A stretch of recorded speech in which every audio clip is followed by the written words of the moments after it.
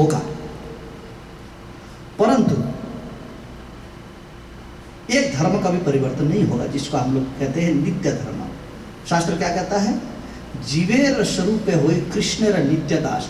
जब आप इस संसार में एक माता के गर्भ से असहाय स्थिति में जन्म लिए थे और माता के गर्भ से बाहर आने से पहले भी जब माता के गर्भ में थे, तब आपका रक्षक कौन था? भगवान ही थे। ठीक है, जन्म लेने के बाद भी वही थे। 6 महीना का बच्चा रोता है माता के सामने, आओ आओ करके रोता है।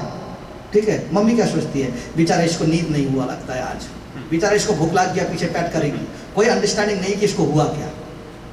हो सकता है कि अभी अगर बिच्छू ने डस करके चला गया, किसी को कोई आइडिया नहीं है ना। तो जिस प्रकार से संसार में जन्म लेने से पहले और इस जन्म से कितने जन्म पहले भी ले चुके हैं, उसमें भी हर जीव का भगवान के साथ नाता था।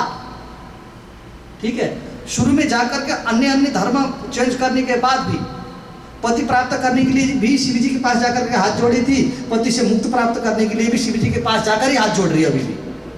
ये शिव जी जीवन से कभी नहीं निकले, हर चीज जुड़े और हर चीज तुड़े भी, परंतु भगवान कभी गए। तो ये नित्य धर्म क्या है जीव का? एक अंश का साथ या एक अंश का एक अंशी के साथ जुड़ने में ही सब कुछ है। अंश का अर्थ आप जानते हैं हिंदी में क्या होता है? अंश का अर्थ, अंश का अर्थ इंग्लिश में होता है पार्ट, अंश का अर्थ होल। जो आग से उत्पन्न होने वाला जो एक आपका जो हम लोग कहते हैं झिलिंग कहते हैं ना, चिंगारी। चिंगारी का शक्ति किस चीज में है? चिंगारी का शक्ति कब तक होगा आपको जानते हैं? आग के नजीक रहने तक। जब वो आग के दूर चला जाए तो शक्ति खत्म। तो जीव का शक्ति किस चीज में है? भगवान के साथ नजदीक रहने में है। जैसे दूर चले जाएंगे उसका भी शक्ति खत्म। जब मान लीजिए एक ही व्यक्ति जो एक साधु कहलाता है ना, एक ही व्यक्ति एक जीव कहलाता है। जब हम लोग इस संसार से मुक्त प्राप्त करने चाहते हैं तो किसका आश्रय लेते हैं आप जानते हैं? साधु। साधु का भी एक माता से जन्म हुआ था और आपका भी एक माता से जन्म हुआ, परंतु आप ये समझते हैं कि मुझे मुक्ति दिलाने के लिए वो व्यक्ति कर सकता है क्योंकि वो साधु है। क्यों? वो उतना शक्तिशाली क्यों बन गया? वो क्योंकि वो भगवान के नजदीक चला गया।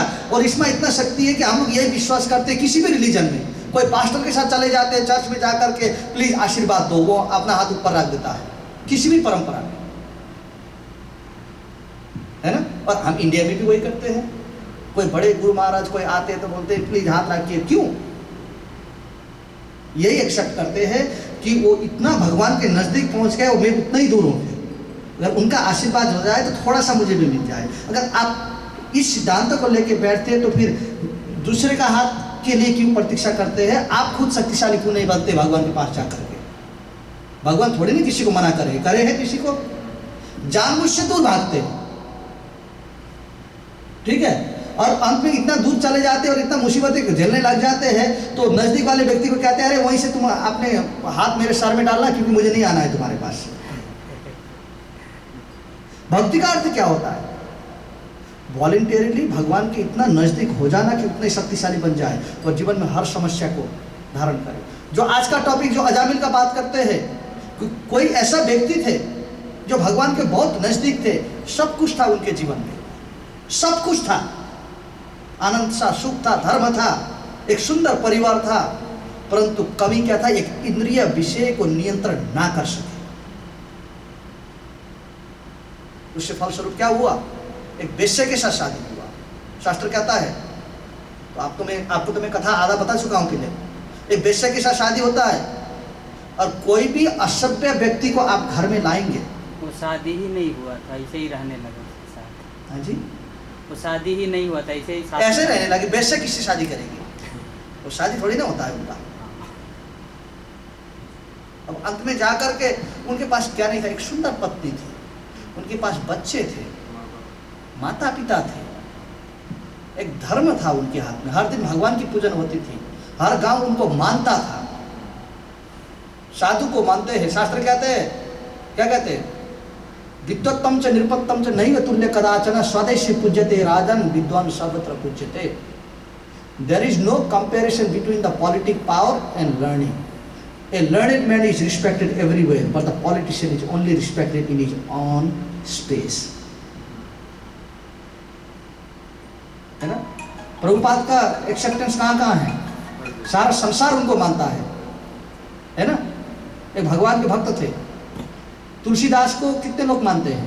सब लोग मानते हैं। कोई उनके विरोध में जाते हैं, कोई ना भी मानते तो चुपचाप लाके बैठ जाते हैं।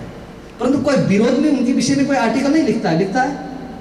मोस्ट ऑफ द टाइम स्वीकार ही कर लेते हैं उनको, है कि नहीं?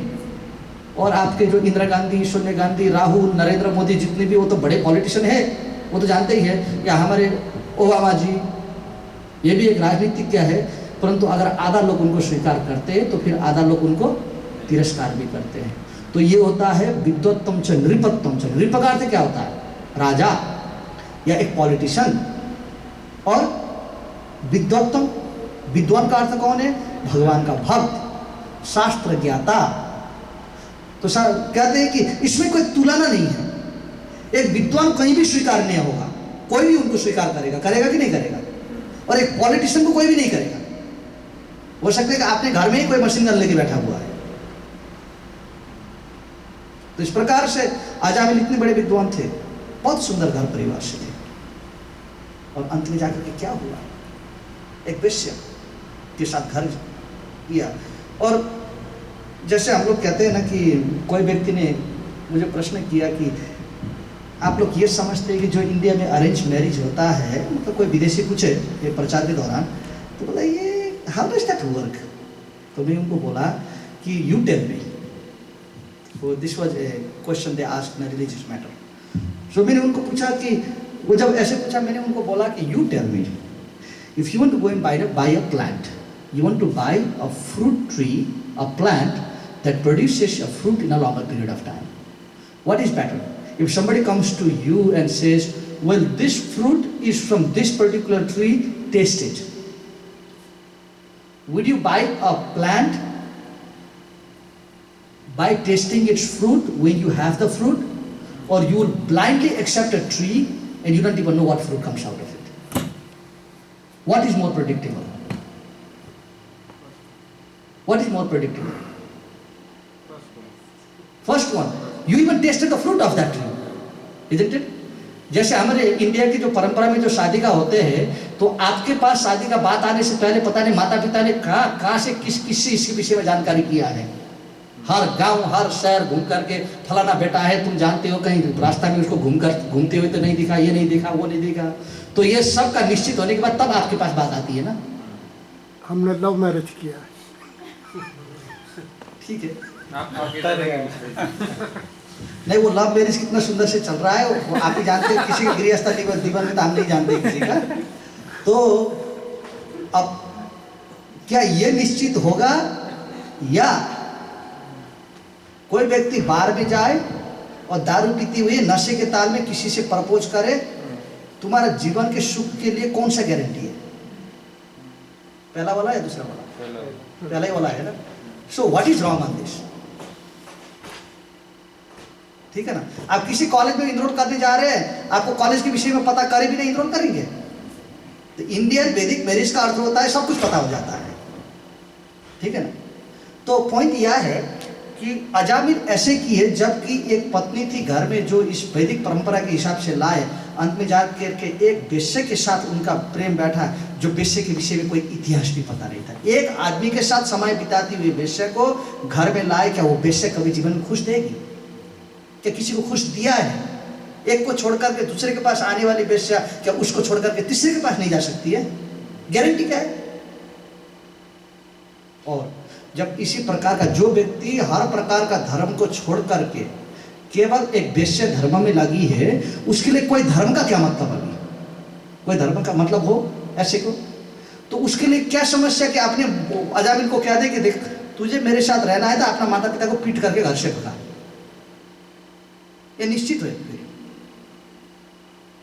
वही किया, माता पिता को घर से भगा दिया। बेचारा बूढ़े थे, कुछ नहीं कर सकते थे, जीवन के जितना भी आय स्रोत था उन्हीं के ऊपर खर्च कर लिया। अंत में जा करके जब सोचे कि अब बेटा करेगा, तो बेटा ने किसी वेश्या को घर मिला लिया, जिसके फलस्वरूप उनको घर से निकलनी पड़ी। और ऐसे ऐसे बहुत अपराध के विषय में यमदूत बात करते हैं। तो अंत में जाकर के मरण के समय आ गई। मरण के समय में भगवान ऐसे एक क्षण देते हैं, शास्त्र कहता है, जिस समय में आप अपनी ही स्थिति के विषय में दिख सकते हैं, शरीर से बाहर नहीं हुए अभी तक, परंतु आपको ले जाने वाले बहुत सुंदर विमान आ चुके हैं। जैसे कभी आप इंडिया उड़ते हैं ना, आप क्या करते हैं, अपना फ्लाइट के विषय में आया नहीं आया जानने के लिए कहाँ से दिखते हैं? खिड़की से ना, कितना बड़ा है मेरा फ्लाइट, क्योंकि एक बार अंदर बैठने के बाद आपको कोई पता ही नहीं कि क्या है ये, वहाँ तो अटक गए। तो उससे पहले ही थोड़ा उसका निरीक्षण करते हैं। भगवान भी जब मरण का समय आ जाता है तो उसका गंतव्य के विषय में थोड़ा निरीक्षण करने का मौका देते हैं। यहाँ पर निरीक्षण हुआ मरने से पहले, उनका श्वास शरीर से निकलने से पहले थोड़ा सा उनको बीच में गैप मिल गए कि वो दिख सक रहे थे कि उनका ले जाने वाला विमान कौन है या ले जाने वाले पायलट कौन है।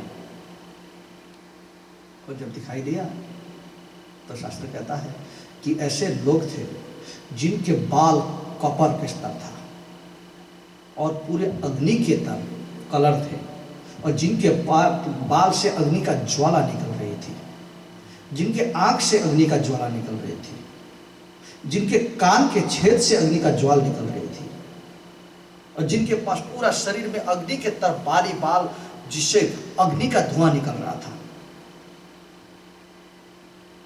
ठीक है ना। और जिनके हाथ में जर्मन शेपर थे, तो जिस जर्मन शेपर के जीभ बाहर निकल रहे थे, जिनका जीभ दिखने में ऐसा लग रहा था कि अग्नि का उत्पन्न हो रहा था उनके जीभ से, और पहाड़ के तरफ दांत थे जो कि उसका शरीर को नोच करके निकालने के लिए तैयार थे। और अजामिल ने ये देख लिया, ये इनके पायलट है जो ले जाने के लिए आए हैं, हाथ में रस्सी है,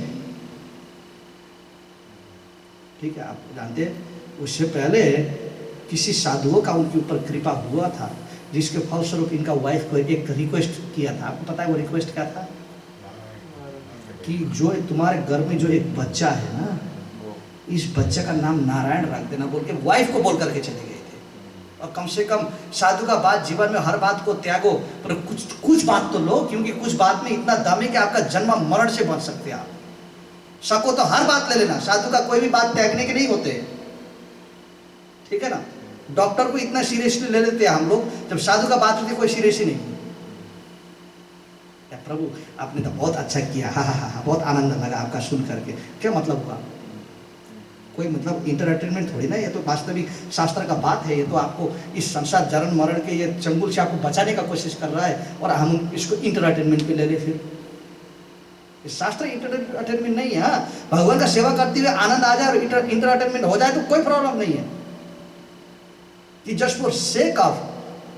ये कोई पर्वत नहीं है कि जिसके ऊपर चढ़ाई के 2-4 फोटो लिया और वो सब फोटो आपके कैमरा में रह गए और आप सब कुछ भूल गए, ऐसा नहीं है शास्त्र। परंतु अब ये हुआ, अब यहाँ पर एक बेटा था और मरने के समय में, अब शुरू में तो एक बहुत बढ़िया, जैसे आपको कह रहा था कि पुण्यात्मा ब्राह्मण के परिवार में थे, जिसके फलस्वरूप एक भगवान का एक गुण है। कोई व्यक्ति बहुत सुंदर करे जीवन में और किसी कारणवश कहीं जाकर के किसी खाड़ल में पड़ जाए, बहुत बड़ा गड्ढा में पड़ जाए, एक भगवान रास्ता ढूंढेंगे इसको निकालने के लिए, और इसी रास्ता को अपनाएंगे जो उसके लिए इफेक्टिव हो। अजामिल के साथ तो वे मिल भी नहीं सकते थे ये साधु लोग, क्योंकि इतना पतन हो चुका था, इतना बढ़िया ब्राह्मण होकर के भी इतना पतन हो चुका था कि वो साधु को दिखते हुए पिटाई करता था वो। तो उनके साथ मिलने का तो कोई प्रश्न नहीं था, परंतु सोचे कि थोड़ा वाइफ को 2-4 शब्द बता देते हैं कि जो संतान तुम्हारे घर में है वो कुछ भी ना हो तो उसका नाम ये रख देना, नारायण नाम रख दिया, और अंत में कितना बड़ा हथियार बनाया है, ठीक है। तो अंत में मरने के समय था, बहुत कठिनाई था। बच्चा अपना टॉय लेकर के, 5 साल का बच्चा क्या खेलेगा, एक टॉय तो खेलेगा ना। तो अपना नारायण दूर था, और बेश्या का तो कोई पता नहीं था, बूढ़ा हो गया, कोई काम का नहीं, ना पालेगा ना क्या करेगा, वो क्या रहेगी अभी, उसका भी कोई पता नहीं था कहाँ चली गई। और अपना बेटा को दिखता है और बोलता है, नारायण आओ, आके गोद में बैठो। चिल्लाया, नारायण यहाँ अच्छा, यहाँ तिष्ठ नारायण, यहाँ आओ और बैठो। और इस स्थिति में दिख करके बहुत भयानक, से डर गया। और भगवान को लगा, तो भगवान तो पहले संकेत दे चुके थे, बोले अगर कोई भी व्यक्ति मरण के समय में नारायण 4 शब्द का ग्रहण करे, तो जो व्यक्ति ये 4 शब्द, नारायण में 4 शब्द रहते हैं, ना रा या णा, जो भी व्यक्ति ये 4 शब्द का उच्चारण करे, भगवान पहले आदेश तो चुके थे कि उसको बचाने के लिए तुम चला जाओ, मेरे बात के लिए प्रतीक्षा मत करना, तुम जाओ और बचाओ। जब ये हुआ कि वो चिल्ला करके नारायण कहे और यहाँ पर यमदूत आ चुके थे, तो विष्णुदूत भी वहीं आ गए, और जो यमदूत उनको ले जा रहे थे उनको बोला रुको, तुम इसको हाथ भी मत लगाना, तुम जानते हो हम कौन है, और दिखने में तो बहुत सुंदर लगते थे, बहुत ज्योतिमय थे, बहुत इफोल्जेंट था ये सब। ओ प्रभु, प्रभु आप थोड़ा देख लीजिए।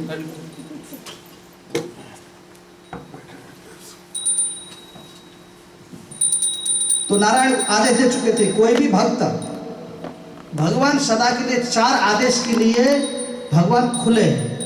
जो व्यक्ति गले में कंठी पहनता है, भगवान कहते हैं, जो व्यक्ति गले में कंठी पहनेगा, जो व्यक्ति मस्तक पे तिलक पहनेगा, और जो व्यक्ति भगवान का नाम जब ग्रहण करेगा, तो भगवान पहले से एडवांस इंस्ट्रक्शन दे चुके हैं कि कभी उनके पास गलती से भी मत जाना।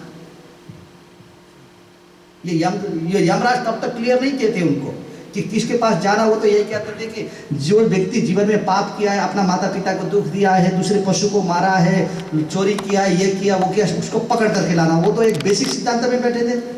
और यमराज तो ये जो स्पेसिफिक था, वो स्पेसिफिक इंस्टेंट बताने का मौका नहीं मिला था, परंतु भगवान विष्णु पूरी तरह से बता चुके थे कि जो व्यक्ति कंठीमाला पहने, और जो व्यक्ति तिलक ग्रहण करे, और जो व्यक्ति भगवान का नाम का आश्रय ले, ऐसे व्यक्ति को आप तुरंत जाकर के बचा लेना। तो अब ये हुआ, तो उनने नाम लिया, नाम भी था नारायण। तो जब पहुंचे तो विष्णुदूत कहते हैं, अरे क्या करने आए आप लोग? बोले नहीं, हमको धर्मराज ने भेजा है यहाँ पर। ये धर्मराज कौन है? यमराज। यमदूत कहते हैं हमको धर्मराज ने भेजा है। बोला किसके लिए?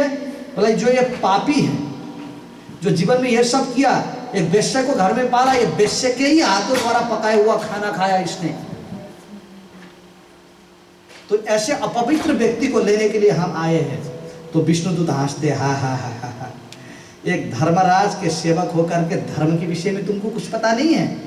तो चौंका गए, बोले अच्छा इतना बड़ा आरोप, हमको क्या पता नहीं, आप किसके लिए ये बोल रहे हैं सब कि हमको धर्म के विषय में पता नहीं है? क्या ये वेश्या से शादी नहीं किया, या वेश्या को अपने घर में नहीं लाया, या वेश्या से इसने 9 संतान जन्म नहीं किया, या माता पिता को घर से बाहर नहीं किया इसने, या सुंदर शादीशुदा पत्नी को घर से बाहर नहीं भगाया, या लोग को हत्या नहीं किया इसने? क्या नहीं किया इसने आज तक? आप ये आरोप लगा रहे हम धर्म की बात नहीं जानते, इसने कौन सा धर्म किया?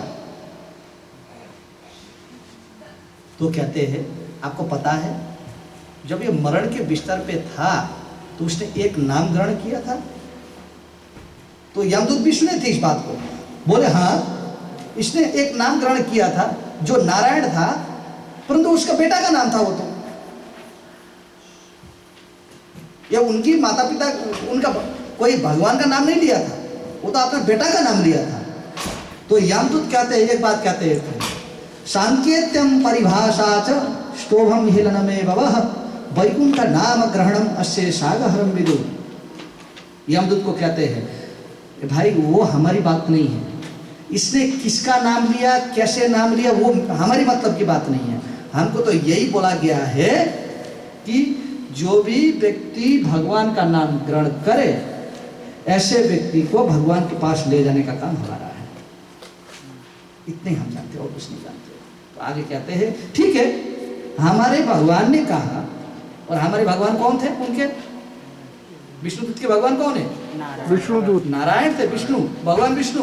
बोले उनने कहा कि संकेत या कोई व्यक्ति किसी चीज को संकेत करते हुए भगवान का नाम से संकेत करे। जैसे आप जानते हैं ना संकेत, जैसे मान लीजिए कि किसी का नाम गोविंद है, ठीक है, तो आपका एक पॉलिटिकल बात हो रहा है, एक बिजनेस का नाम हो रहा है, तो आप ये नहीं चाहते कि किसी व्यक्ति का नाम, ठीक है, ग्रहण करे किसी को, मतलब डायरेक्टली, और आप किसी के ऊपर संकेत करने चाहते हैं। बोलते हैं आपको ये किसने कहा, ठीक है, जो व्यक्ति संस्कृत जानता है, वो जो राजाओं में सबसे श्रेष्ठ व्यक्ति का नाम है ना, राजेश बोलने के लिए, वो राजेश नहीं बोलने चाहते, जो राजा में सबसे श्रेष्ठ वाले हैं ना, राजा ईश्वर, उनने कहा।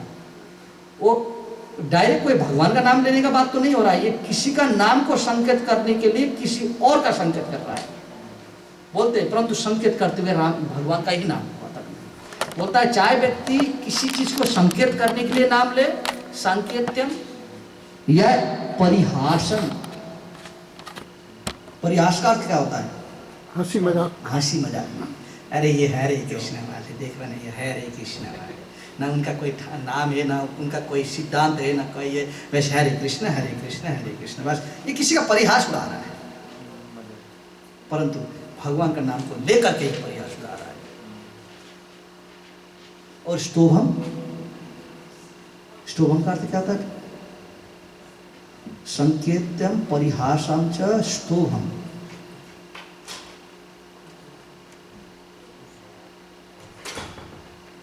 स्तोभम का अर्थ प्रभुपाद जी कहते हैं कि किसी इंटरटेनमेंट में, जैसे एक मूवी निकला था ना, जो मूवी में जो हरे कृष्ण वाले का मूवी बनाए थे कोई कलाकार, किसी ने, देवानंद, मतलब कोई भी थे, मतलब वो ठीक तो नहीं था, जो भी हो ठीक तो नहीं था, परंतु भगवान का नाम ले करके किसी को इंटरटेन करना, जैसे शास्त्र में कहते हैं, बहुत जैसे कथाकार भी होते हैं जो सीरियसली भगवान का नाम, जैसे मान लीजिए काफी गायकार भी तो है ना, कि खुद का कैरेक्टर ठीक नहीं है, वो बस गाना गाएंगे, जाने के बाद मस्ती से दारू पिया, मांस मछली खाया, सब कुछ खाया, परंतु वो गाते हुए भगवान का नाम लेकर के इंटरटेन किया सबको। कोई वैल्यू है ऐसे व्यक्ति में? क्या ऐसे व्यक्ति, कोई व्यक्ति भगवान का कृपा किसी को दे सकता है? क्योंकि वो अपने आप को भी दे नहीं सका, वो दूसरे को किसी को देगा। जिसको स्तोभम या हेला, या किसी वस्तु को एकदम नीच दिखाने के लिए हेला करके भगवान का नाम जपना भी व्यक्ति कर सकता है, ठीक है। चाहे ये चार कारण से कोई भी व्यक्ति भगवान का नाम क्यों ना ले, तभी भी हम आके बचाएंगे उनको। विष्णुदूत कहते बचाएंगे, वो शुद्ध मन से लेने का जरूरत भी नहीं है, वो बचाएंगे, ज्यादा बचाने का प्रश्न उठता है। क्यों? वैकुंठ नाम ग्रहणम, जो व्यक्ति वैकुंठपति है, किसका वैकुंठपति कौन है? विष्णु। वैकुंठ नाम ग्रहणम से सागरम विदुहु, विदु का अर्थ जो व्यक्ति भाग्यवान या बुद्धिमान हो, अगर वो व्यक्ति वैकुंठपति का नाम ग्रहण करे, या वो चार कारण से करे जो आगे बता चुके हैं, या शुद्ध मन से करे, परंतु नाम उनका रक्षा करेगा। जैसे मैं आपको बोल रहा था कि नाम ऐसा चीज है जो खुद में ही पावरफुल है, जिसको कहते हैं हम लोग वस्तु शक्ति। कोई चीज वस्तु अपना शक्ति लेकर के बैठता है। जैसे कि किसी बच्चा को पता नहीं था कि अग्नि गर्म होती है, या अग्नि से मैं जल सकता हूँ, और उसने अग्नि में हाथ रख लिया। अब अग्नि क्या सोचेगा, बेचारा ये बच्चा था, इसको पता नहीं था कि मैं गर्म हूँ, तो मुझे छोड़िया, इसको नहीं जलानी चाहिए। अग्नि क्या करेगा? जलाएगा, चाहे आपके पास अग्नि का विषय में नॉलेज हो चाहे ना हो, क्योंकि अग्नि में अपना शक्ति रहता है। और कोई व्यक्ति को यह पता नहीं था कि किसी बॉटल में विष पड़ा हुआ है, ये विष पी करके मैं मर जाऊंगा, और इसको ज्ञानी नहीं था, उसने थम्स अप पकड़ समझ करके एक विष का बॉटल को पी लिया। अब क्या वो मरेगा? क्यों? क्या उसका शक्ति को महसूस करना नॉलेज में आधारित है या वस्तु में आधारित है? वस्तु शक्ति कहते हैं जिसको। जैसे जल वस्तु शक्ति, अग्नि वस्तु शक्ति, विष वस्तु शक्ति, ठीक है। इसी प्रकार से भगवान का नाम भी एक वस्तु शक्ति लिया है। चाहे आपको भगवान के नाम के विषय में पता हो या ना हो, परंतु भगवान के नाम में ही इतना शक्ति है कि आपको पता ना होती हुई भी अपना काम करेगा। तो कहते हैं कि अजामिल को चाहे उसको पता नहीं था कि इस नाम में क्या है, परंतु उसने ग्रहण किया। ठीक है, इसके फलस्वरूप यमदूत को कह दिया कि जाओ तुम लोग दिखने में तो धर्मराज के सेवक बोलते हो तुम अपने आप को, ठीक है, तुमको धर्म के विषय में क्या पता है बोलो। हमने इतना लेक्चर दे दिया, तुमको 2-4 श्लोक बोल दिया कि हमारे भगवान ने हमको क्या सिखाया था। विष्णुदूत कहते हैं कि हमने भगवान से क्या सीखे तो ये तो बता दिया, और तुम क्या सीखे बोलो अभी। तो बेचारा उनका सर झुक गया, बोले हमने तो कुछ नहीं सीखा तब तो बोले बस आप चुपचाप से जाओ, अपने मास्टर के पास जा करके आप इस धर्म के विषय में थोड़ा पढ़ाई करो, क्योंकि यमराज का सेवक होना और जानकारी ना होना, आप अगर एम्बेसडर बन करके किसी देश में जा ही रहे हो तो अंधकार में मत जाना, ठीक है ना। यह आशा रखते हैं कि अगर आप किसी देश के एम्बेसडर हो तो उस देश के विषय में पूरा जानकारी होनी चाहिए कि नहीं चाहिए। तो कहते हैं आप यमराज के दूत हो, जिसका नाम है धर्मराज, जो धर्म के ज्ञाता है, उनका दूत होकर के धर्म के विषय में ना जानना ये बड़ा दुर्भाग्य की बात है। आप लोग जाओ और पढ़ाई करो। तो उनको भेज दिया। तो यहाँ पर भगवान विष्णु के जो दूत थे वो अजामिल के साथ बैठे थे, और अजामिल ने ये सब देख लिया जो हो रहा था कि इनकी कृपा से मैं बच गया, ये सब दिखाई दे रहा था सामने। तो विष्णुदूत से कुछ कहने चाहते थे और उनका कहने से पहले विष्णुदूत चले गए वहां से। तो अब ये हरिद्वार चले गए। हरिद्वार जा करके सब कुछ परित्याग करके भगवान का बढ़िया से सेवा किया, और उसके बाद में विष्णुदूत आए और उनको ले गए भगवान के पास। अब जो आगे वाले जो है, आपको जैसे कह रहा था, ये चैप्टर का टाइटल क्या है, इसको कहते हैं पोषण, भगवान का नरिशमेंट। अब भगवान आगे एक और व्यक्ति को नरिश करेंगे, क्योंकि ये चैप्टर ही वही है। यह है महाराज चित्रकेतु, जो पार्वती जी से श्रापित होते हैं, ठीक है ना, पार्वती जी से श्रापित होते हैं वो। तो इससे भगवान उनको, चित्रकेतु महाराज को, यद्यपि वो पार्वती ने उनको श्राप दिया था, अंत में जाकर के पार्वती का श्राप से ही बचा लिया उन्हें, क्योंकि उनका भक्त थे बहुत बड़े। भगवान अपना भक्त को नरिश करते हैं। पोषण का अर्थ क्या है कि कोई व्यक्ति आपको नरिश करे। जैसे पोषण शब्द बच्चे से लागू है कि बच्चा मम्मी का प्यार प्राप्त करने के लिए क्या करता है, क्या करते हैं बच्चे लोग, कुछ नहीं करते हैं, बस वो उधम मचाते हैं, और तभी भी माता पिता उसको प्रेम करते हैं। उसी प्रकार से भगवान का भक्त बहुत थोड़ा करेगा और भगवान बहुत ज्यादा करते हैं, इसको कहते हैं पोषण। तो महाराज चित्रकेतु के केस में भी यही हुआ कि उनने भक्ति तो किया था, परंतु इसी भक्ति के आधार में महाराज चित्रकेतु, जो एक वृत्रासुर, जो असुर थे, असुर के स्वरूप से बचा दिया। ठीक है, तो आपको ऐसे पता ही होगा कि मेरा एक्चुअली नेपाल जाने का कोई प्लान हो रहा है अभी। तो 21 तारीख को तो टिकट बन चुका है, तो हम लोग अरेंज करेंगे प्रभु जी से बात करके, या तो फिर हमारे ब्रज गोविंद प्रभु, वो भी बहुत सुंदर क्लास करते हैं, और कोई व्यक्ति उनको लाने का सेवा कर दीजिए हर हफ्ता, वो बहुत सुंदर क्लास करते हैं। तो ये प्रोग्राम को तो आगे बढ़ाना ही है।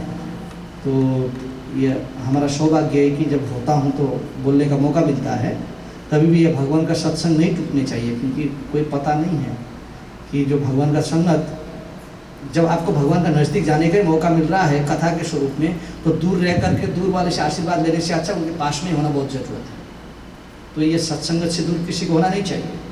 तो कुछ भी करके बोलते हैं ना कि अगर एक राजा नहीं होता है तो क्या राज शासन रुक जाता है? नहीं, कोई दूसरा आएगा। तो हमारे पास यहाँ प्रभु जी भी बहुत नॉलेज, आप नहीं जानते कि ये कितना अच्छा करते हैं, उनका सुनने के बाद ही पता चलेगा। हरे कृष्ण। हरे कृष्ण।